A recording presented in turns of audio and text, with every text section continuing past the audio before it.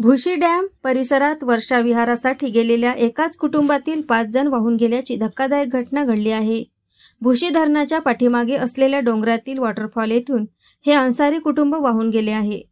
वाहून गेलेल्या 5 जणांपैकी 4घांचे मृतदेह सापडले असून अद्याप 1 जण बेपत्ताच असल्याची माहिती मिळत आहे। वर्षा पर्यटनासाठी लोणावळ्याला गेलेल्या 3घांचा बुडून मृत्यू झाला आहे, तर 2घांचा शोध सुरू आहे। दरम्यान 10 जण जोरदार पाण्याच्या प्रवाहात वाहून गेले होते। त्यापैकी 5 जणांना पाण्याच्या प्रवाहातून बाहेर पडण्यात यश आले आहे। दरम्यान बुडालेल्या 5 जणांपैकी 4 जणांचे मृतदेह बाहेर काढण्यात आले, तर 1 अद्याप बेपत्ता आहे। उर्वरित शोधकार्य आज करण्यात येणार आहेत। भुशी धरणाच्या पाठीमागे असलेल्या डोंगरातील धबधब्यातून हे 5 जण वाहून गेले आहेत। हे सर्वजण अन्सारी कुटुंबातील आहेत।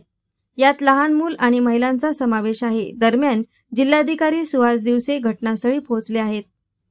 भुशी डॅमजवळ वाहून गेलेल्यांना वाचविण्यासाठी ज्यांनी बचाव कार्य केले त्या शिवदुर्ग टीममधील गावडे यांनी सांगितले की पाऊस जास्त झाल्यानंतर लोणावळ्याकडे पर्यटक येत असतात। असेच हे कुटुंब होते। हे कुटुंब एका लग्न समारंभासाठी आले होते। समारंभ पार पडल्यापासून ते भुशी डॅमजवळ आलेल्या धबधब्यावर आले। इथे साधारणतः दुपारी 12:30च्या सुमारास ते गेले होते। या ठिकाणी अचानक पाऊस वाढला।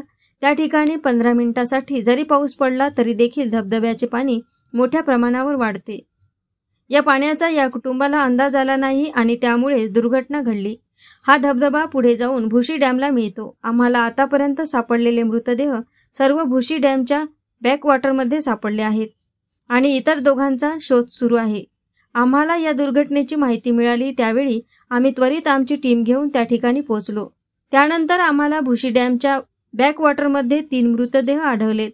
भुशी डॅममध्ये आम्हाला एका महिलेचा मृतदेह, एक 13 वर्षीय मुलीचा मृतदेह आणि 7 वर्षाचा मृतदेह सापडला। अशा 3घांचे मृतदेह बाहेर काढण्यात आले। रात्री 7:30 वाजेपर्यंत बचाव कार्य सुरू होते, परंतु अंधार पडल्यामुळे आम्हाला सर्च ऑपरेशन थांबवावे लागले।